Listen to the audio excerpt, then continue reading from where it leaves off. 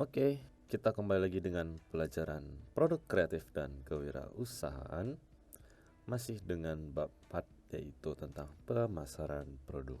Ya, pertemuan terakhir kita kemarin sudah membahas tentang segmentasi pasar ya dan perilaku konsumen. Ya, segmentasi pasar itu apa? Kemudian terdapat beberapa variabel ya atau dasar dalam segmentasi pasar ya yang ada menurut geografi ya, berdasarkan wilayah, ukuran, umur, kelas sosial dan sebagainya. Ya, kemudian ada juga syarat-syarat segmentasi pasar seperti dia dapat diukur, dapat dicapai, kemudian dapat dibedakan dan dapat dilaksanakan. Ya, sampai di tingkat segmentasi pasar itu juga ada banyak ya. Ada pemasaran massal, segmen, kemudian ada pemasaran mikro. Tentu juga ada untuk segmentasi pasar itu ada manfaat dan kelemahannya ya. Untuk perilaku konsumen juga kita sudah bahas kemarin, itu lebih kepada budaya dan faktor-faktor lainnya ya, dan proses pengambilan keputusan pembeli. Nah, untuk hari ini kita akan lanjutkan materinya ke tipe-tipe perilaku membeli ya. Jadi di sini ada 4 tipe perilaku pembeli ya. Yang pertama adalah perilaku pembelian yang kompleks. Nah, di sini konsumen mengakui keterikatan yang tinggi dalam proses pembeliannya ya. Harga produk tinggi, jarang dibeli, itu memiliki resiko yang tinggi. Nah, perilaku konsumen melalui proses 3 langkah ya. Yang pertama adalah mengembangkan keyakinan tentang produk tersebut ya. Jadi dia harus mengalami yang namanya, bukan mengalami ya, melewati yang namanya proses keyakinan. Jadi yakin nggak ya beli barang ini. Nah, kemudian yang kedua adalah membangun sikap. Nah, baru yang ketiga adalah melakukan yang namanya pilihan, jadi beli apa tidak.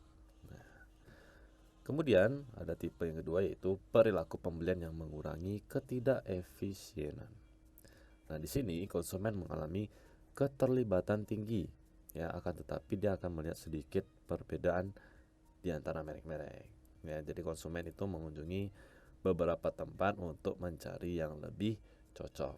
Misalnya toko A merek ini harganya segini, kemudian dia ke sebelah atau ke seberang itu ya, toko B dengan mereknya sama, harganya lebih murah, mungkin lebih cocok daripada toko yang sebelumnya ya. Itu termasuk dalam tipe perilaku pembeli yang mengurangi ketidakefisienan. Oke. Kemudian yang berikutnya adalah perilaku pembelian karena kebiasaan.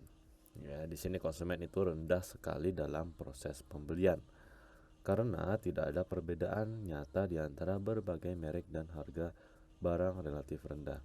Ya, jadi lebih kepada barang umum ya, yang dimana-mana gitu ya, harganya relatif sama ya, dan biasanya relatif lebih rendah harganya.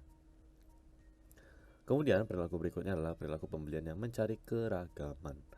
Nah, di sini keterlibatan konsumen yang rendah akan dihadapkan pada berbagai pilihan merek ya.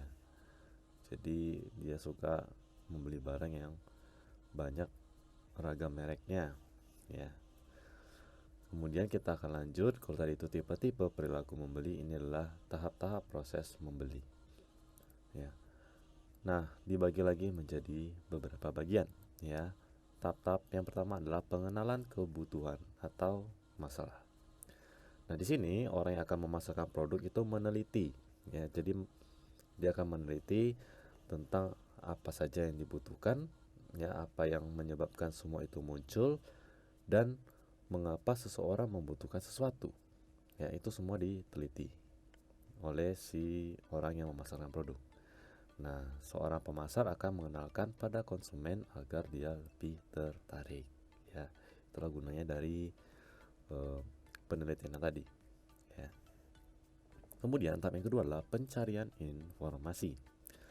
Nah, sumber informasi konsumen itu terbagi lagi dalam 4 kelompok. Yang pertama adalah sumber pribadi ya, seperti keluarga, teman-teman, tetangga, dan kenalan ya. Ini lebih kepada relasi yang lebih dekat. Kemudian sumber niaga, ya, meliputi periklanan, petugas penjualan, penjual kemasan, dan pemajangan. Kemudian sumber umum meliputi media massa dan organisasi konsumen. Kemudian sumber pengalaman, ya, seperti pernah menangani, ya, atau menguji dan mempergunakan produk. Itu dia sumber informasi konsumen. Kemudian tahap yang berikutnya adalah pencarian alternatif. Nah, terdapat 5 konsep dasar bagi pemasar dalam penilaian alternatif konsumen, ya. Yang pertama adalah sifat-sifat produk.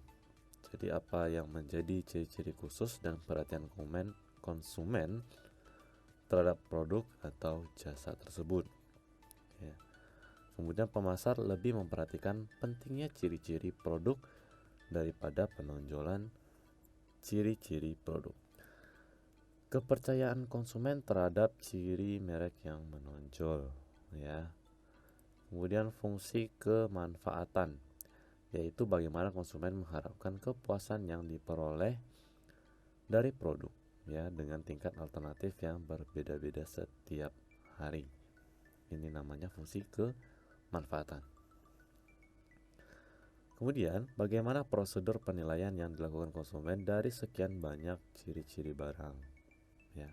Jadi sebenarnya ini semua masuk ke dalam pencarian alternatif, lebih kepada ciri-ciri, ya, penekanan detail terhadap barang atau produk yang dicari oleh konsumen, ya. Kemudian kita masuk ke dalam keputusan membeli, ya. Nah, ada 2 faktor yang menyebabkan seseorang mengambil keputusan untuk membeli. Yang pertama adalah sikap orang lain, ya.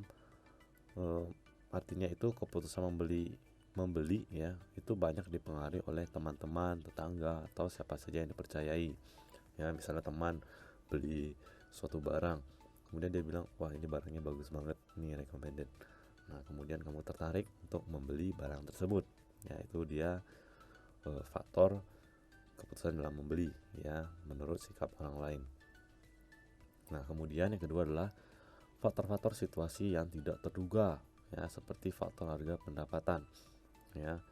Bisa jadi, ya, karena suatu barang tersebut mengalami potongan harga atau diskon sehingga kamu tertarik untuk membeli barang tersebut, ya. Inilah yang mendorong keputusan pembelian, ya. Oke. Untuk materi berikutnya kita akan lanjutkan di pertemuan selanjutnya. Oke, sekian dan terima kasih.